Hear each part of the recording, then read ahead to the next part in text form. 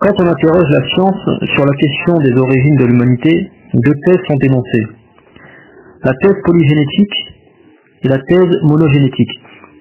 La thèse polygénétique pose que chaque race aurait son ancêtre propre.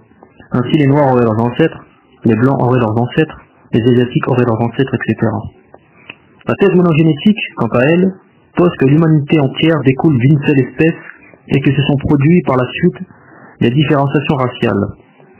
L'archéologie, la paléontologie, l'histoire et surtout la génétique, avec l'analyse de l'ADN mitochondrial, ont démontré de façon définitive que la thèse polygénétique n'est pas valable scientifiquement. Ainsi il ressort que seule la thèse monogénétique prévaut, l'humanité entière vient d'une population autochtone, aborigène, originelle. Cette population originelle, nous dit la science, est obligatoirement noire selon la loi dite de Glover, du nom du zoologiste prussien Constantin Wilhelm Lambert Gloger, 1803-1863, qui formula cette loi dans son ouvrage L'altération des oiseaux par l'effet du climat. Malgré le fait que la thèse monogénétique est scientifiquement remportée sur sa rivale polygénétique, les Blancs feignent de savoir qu'ils sont issus de l'homme et la femme noire. Ils préfèrent, à l'instar d'un raciste comme Charles Darwin, 12 février 1809, 19 avril 1882, dire qu'ils descendraient d'un singe. Ils préfèrent croire être des descendants de singes que les enfants des Noirs. Le cas du squelette Hardy, qui date de 4,4 millions d'années, donc plus vieille que le singe Lucie, de plus d'1 million d'années, réduit en miettes la thèse darwiniste qui veut que le singe ait donné naissance à l'homme. Or Hardy, contrairement à Lucie, est debout et non courbé comme les singes, ce qui signifie que le singe Lucie ne peut avoir donné naissance à Hardy, qui est plus vieille, et que la population droite n'est pas postérieure à la position courbée des singes, bien au contraire, elle lui est largement antérieure. Donc si nous faisons un bilan, nous pouvons dire à ce stade que l'humanité est une, elle est née une fois, tous les hommes et femmes descendent d'une même population originelle. La population originelle qui peuple la Terre est une population noire. La théorie darwinienne, qui postule que l'humanité descend du singe, est insolvable et non scientifique. Toutes les races découlent de la race noire. À ce stade, plusieurs questions doivent être posées. Quand est né l'homme blanc? Comment? Où? Et accessoirement, pourquoi? La pensée dominante, écrasée par le poids des découvertes scientifiques, est pressée de donner une explication. Et l'explication donnée le plus souvent est que l'homme blanc serait né suite à une adaptation aux nouvelles conditions extérieures, grand froid, que les Noirs ayant quitté l'Afrique ont dû connaître en Europe. Les fouilles archéologiques nous disent que les plus vieux ossements humains que l'on trouve hors d'Afrique n'ont pas plus de 100 000 ans. D'après la climatologie, la dernière glaciation dite de Worm s'échelonne entre 120 000 ans avant Jésus-Christ et 10 000 ans avant Jésus-Christ. Il ressort de tout ça que les premiers hommes et femmes noirs ayant quitté l'Afrique vers 100 000 ans avant Jésus-Christ l'ont fait durant la 4e glaciation, celle de Worm. Alors nous savons que cette dernière période glaciaire a touché plus précisément les zones géographiques comme les Alpes, l'Europe du Nord, l'Amérique du Nord jusqu'au Wisconsin, voilà. C'est précisément dans ces zones, que l'on aurait dû trouver les traces des plus vieux ossements de l'homme blanc. Si effectivement c'est le climat très froid qui serait la cause de la perte de pigmentation des premiers noirs qui ont quitté l'Afrique, ces noirs auraient dû perdre leur pigmentation dans ces zones. Alors les traces les plus anciennes de fossiles d'hommes blancs se trouvent dans le pourtour méditerranéen, à savoir hors de la zone des plus froides températures, entre moins 120 000 ans et moins 10 000 ans. Le climat méditerranéen était le même que l'actuel climat qu'on trouve au Cap, Afrique du Sud. Donc un climat dit tempéré. Cette contradiction entre l'hypothèse qui veut que la perte de la pigmentation des hommes noirs ayant quitté l'Afrique soit due au froid et la réalité du terrain, qui nous montre que les premiers hommes blancs se trouvent dans des zones de climat méditerranéen invalide cette première hypothèse. Ce n'est donc pas le froid qui est à l'origine de la perte de la pigmentation. De plus, nous savons que le pic de froid durant cette dernière période glaciaire se situe à environ 20 000 ans avant Jésus-Christ, ce qui signifie que c'est autour de cette période qu'aurait dû apparaître l'homme blanc.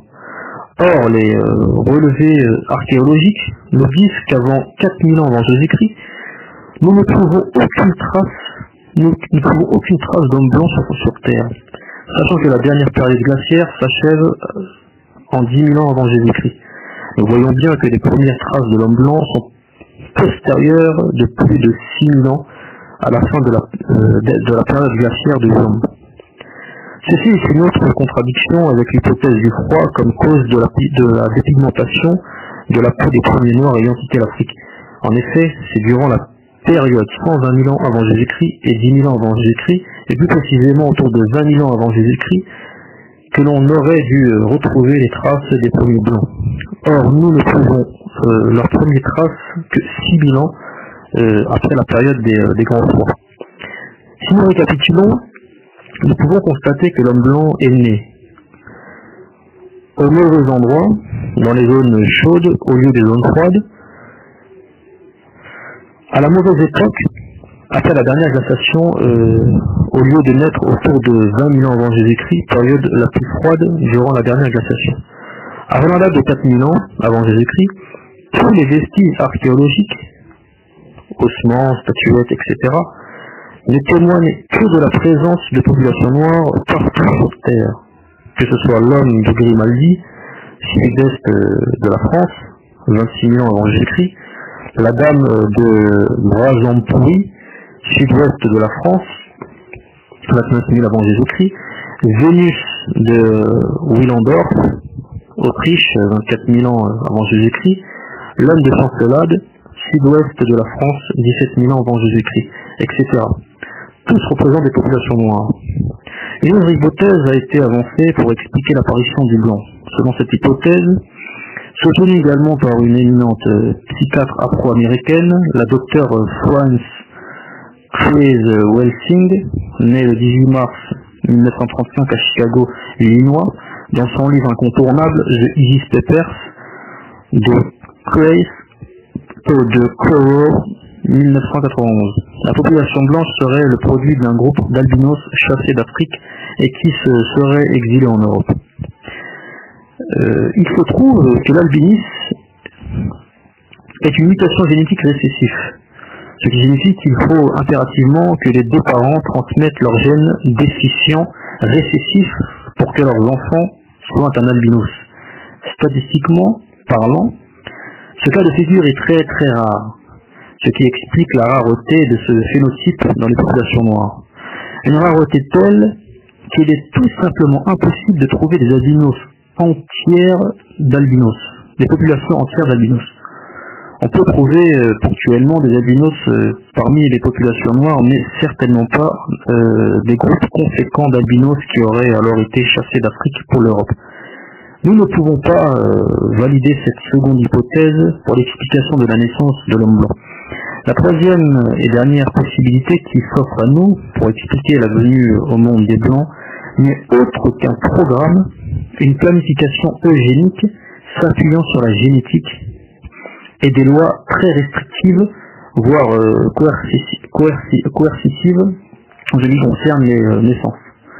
Les lois de la génétique, redécouvertes par John Gregor Mendel, 22 juillet 1822, 6 janvier 1884, dans son ouvrage Recherche sur des hybrides végétaux, en 1865, montre comment, à partir d'un homme noir, on peut génétiquement obtenir un blanc après un long processus. En effet, la couleur de la peau est déterminée génétiquement par deux allèles, variantes d'un gène. L'un dominant, l'autre récessif. La génétique nous dit qu'il suffit seulement qu'un des parents transmette à leurs enfants un allèle dominant pour que celui-ci développe obligatoirement les caractères de ces allèles dominants. Elle nous dit également que pour que l'enfant développe les caractères portés par l'allèle récessif, il faut obligatoirement que les deux parents transmettent à leurs enfants les deux allèles récessifs. L'allèle qui détermine la mélanodermie, la couleur noire de la peau, est un allèle dominant. L'allèle qui détermine la leucodermie, la couleur blanche de la peau, est un allèle récessif. Toute personne mélanoderme possède les deux allèles, dominant et récessif, dans ce code génétique, mais seul l'allèle dominant qui caractérise la couleur noire s'exprime. C'est ce qui explique que les noirs puissent donner des albinos, car dans ce cas, les parents noirs ont transmis tous les deux l'allèle récessif. En interdisant par la loi sous peine de répression l'accouplement de personnes porteuses de l'allèle dominant, et en ne favorisant que les mariages entre porteurs de l'allèle récessif, après quelques générations, environ 600 ans, on obtient une population complètement récessive caractérisée par une peau blanche, des cheveux blonds et des yeux bleus. C'est ce même procédé génétique valable pour tous les êtres vivants qui est appliqué pour obtenir des souris blanches de laboratoire à partir de souris noires. La seule différence réside dans le temps à attendre pour obtenir une population entièrement récessive blanche, entre parenthèses. L'homme blanc est donc le résultat d'un long processus génétique à partir d'une population noire placée dans des conditions d'isolement géographique. Cet isolement a pour avantage d'empêcher le mélange avec la population originelle qui, elle, est génétiquement dominante. Dans son livre March of the Titan, A History of the White Race d'Arthur Camp, essaie de remonter aux origines des Blancs. Le plus loin qu'il puisse remonter, c'est 33 000 ans avant Jésus-Christ. Sauf que les populations qu'il revendique être des Blancs sont en fait des Noirs, notamment l'homme de Grimaldi. Au final, au-delà de 4 000 ans avant Jésus-Christ, il n'arrive pas à trouver trace de ses ancêtres. Il est obligé de reconnaître que le seul moyen d'expliquer l'apparition de ce nouveau code génétique, celui du blanc, est qu'il a été isolé d'un groupe originel qui lui était nécessairement noir. En effet, la génétique nous dit très clairement qu'à partir d'un patrimoine génétique mélanoderme, on peut obtenir une population blanche, mais que l'inverse est impossible. Mais comme tous ses confrères, Arthur Camp ne veut pas aller jusqu'au bout du raisonnement, à savoir la planification eugénique, le programme génétique qui a conduit à la mutation du patrimoine génétique originel. Ils ne veulent pas accepter le fait qu'il soit le produit d'une création qui a mis 600 ans à se finaliser.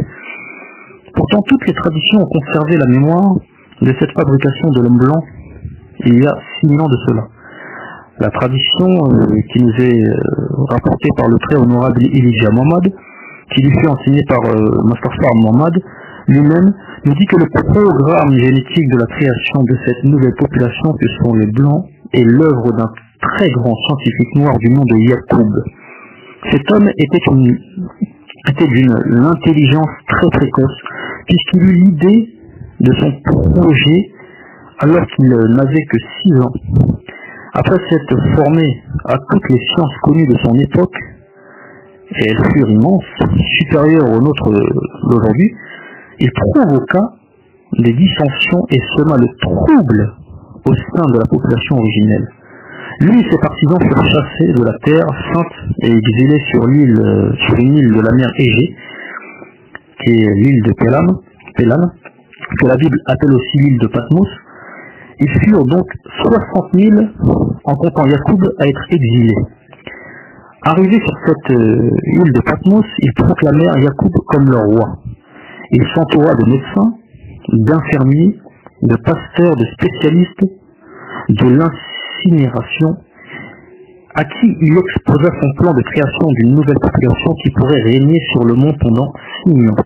Lui-même ne vécut que 152 ans et donc ne vit pas cette nouvelle population. Mais son programme était scrupuleuse, poursuivi par ses partisans qui supprimaient systématiquement tout enfant noir foncé et ne laissaient vivre que les enfants clairs de peau. Les médecins mentaient aux parents de ces enfants noirs assassinés en leur faisant croire que leurs enfants étaient montés au ciel. Les mariages entre noirs foncés et noirs clairs étaient strictement interdits. Ce système de contrôle des mariages existe encore en France, sans que les gens ne comprennent vraiment le sens profond de ce test. C'est le fameux test prénuptial qui donne lieu au certificat prénuptial. Ce n'est seulement que depuis le 1er janvier 2008 que ce certificat prénuptial n'est plus obligatoire pour les futurs mariés. Toujours est-il que c'est un test de ce type qui était en vigueur sur l'île de Patmos. L'équipe dirigeante mise en place par Yacoub avant sa mort n'était composée que de menteurs professionnels qui n'avaient de cesse de tromper les populations, de les induire en erreur, car elles ne savaient pas ce qui se tramait dans les hautes sphères. Ainsi, au bout de 600 ans de cette politique répressive et de contrôle des naissances, toute la population de l'île de Patmos était devenue de blonds aux yeux bleus et à la peau blanche. Avant de mourir, Yacoub avait laissé l'instruction à ses prédécesseurs de retourner sur la terre de leurs ancêtres, la terre sainte dès lors que nous seraient devenus blancs, dès lors que tous seraient devenus blancs. Ayant grandi dans le meurtre systématique des Noirs et le mensonge, cette nouvelle population les ont intégrés comme part d'elle au point que deviennent une seconde nature.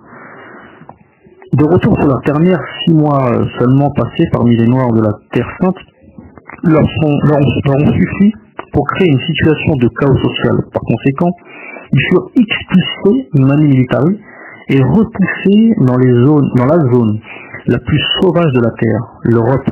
L'étymologie même du mot Europe conserve encore la mémoire de cet événement fondamental. En effet, EU signifie dans les langues indo-européennes cave, colline, et Rop vient de Repa, qui dans les langues indo-européennes signifie encerclé, encordé, entouré. D'ailleurs en anglais le mot Rop signifie corde.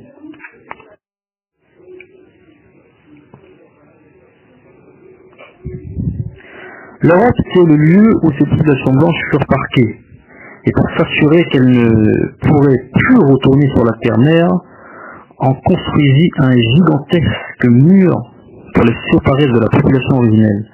C'est le fameux mur du Caucase dont l'historien romain Pline l'Ancien affirme avoir vu les ruines dans son ouvrage Histoire naturelle.